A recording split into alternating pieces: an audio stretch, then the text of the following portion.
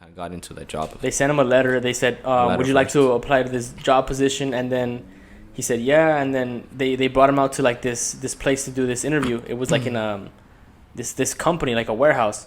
They did the interview, and then they told him, "All right, we'll contact you later."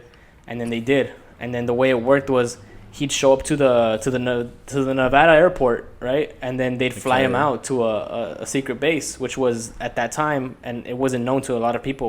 It was Area 51 or S4, which is 15 miles south of Area 51, because Area 51 itself is a compound, so it's kind of spread out. There's different areas for different types of research and facilities for all kinds of things, right? Mm-hmm. S4 would be the place where they would work on the extraterrestrial technology that Bob Lazar was talking about. Propulsion. Yeah. So once he got there, well, like he said, the first couple of days, or I think the first day, was just like paperwork and stuff, filling out information about himself. And then after a screening process, he got a briefing that told him what he's going to be working on. And one of the things that was mentioned was this flying saucer, which he saw himself later on. And in the briefings, it said that this thing came from this star system. I forgot where. You could only see it in the southern hemisphere. I think he mentioned that, right? That you could only see it in the southern hemisphere under a very clear night sky. So it's very far away. I think 36 light years away, and it's a binary star system. So there's two stars, and the place that this exactly came from, the UFO that he was working on, came from the third star on that star system. I mean, the third planet from that star system. Well, I think they were talking about how, regardless, planet is like a star. It's just energy.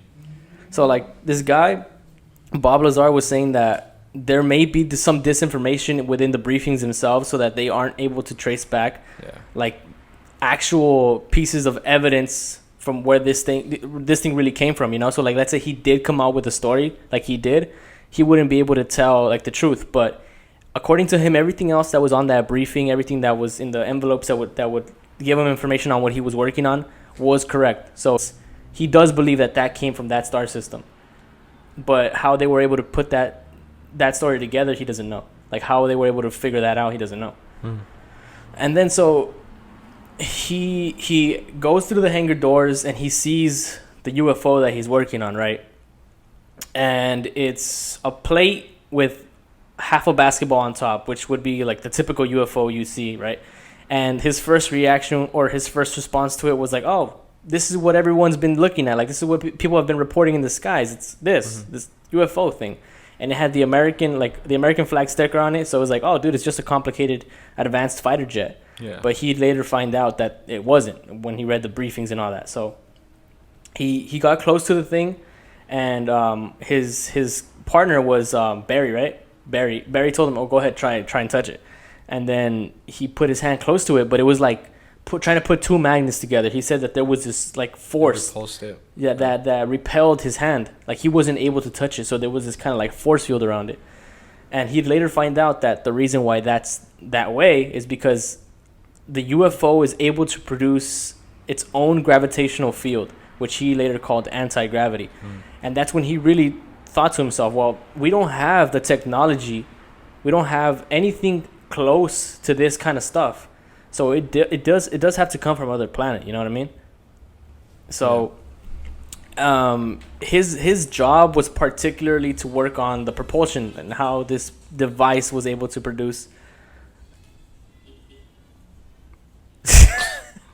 So he worked on the propulsion. So he was trying to reverse engineer this whole thing and figure out how this thing maneuvered in the sky, or in the universe, or in space, whatever. And according to him, there was these, what he called like 3 cylindrical devices below, in the lower floors of the UFO, the lower floor of the UFO, which would be themselves what produced the gravity. So wherever it pointed, it created distortion in space-time and moved the craft further down or further up. It's not like how we can conceive of a plane or a jet moving about. It's not the way we conceive of it to be. Like, usually we burn something. Usually propulsion only works in one direction. Exactly. So we But this created its own like sort of propulsion, like say in any direction yeah, in space. it was kind of like it's like you said, like when you try to touch it, it does the same thing with like the atmosphere, Yeah. like so if it needs to go up, just shoots up, Yeah. because it's kind of like the anti-gravity shit. So Yeah. So it's like a regular plane or jet would burn something out through the back and then move forward. That's how propulsion works, right? Or like a rocket ship, it shoots something through the back and then goes up. yeah. But this thing doesn't it works work in that one way. direction. Yeah, it moves any way it wants, and because it's able to produce its own gravity, it's able to basically stay stationary while it's moving about. So it doesn't matter how fast it's going. Whatever's inside is going to stay within its own gravitational field. So it could move thousands of miles an hour and it wouldn't get destroyed or it wouldn't harm the people within the craft. And when I heard him saying that on the Joe Rogan podcast, I was thinking, well, that makes a lot of sense about all the reportings and all the sightings that people have been talking about. Like, this thing moves faster than anything we've ever created. Yeah. And how is that possible? Like, how is that thing not getting like affected or harmed? Or how are the people Or inside? caught, Yeah, like when there was this guy that recently saw one.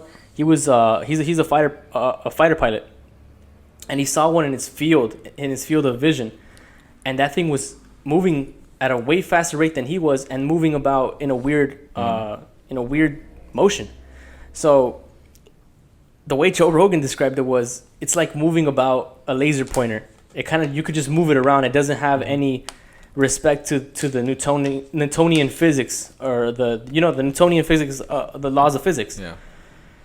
And so, I mean, this shit, when I heard all that, I'm like, now it makes sense. Like, you see all the UFO videos, the ones that you kind of are convinced about, and you can't really describe it. Like, Yeah.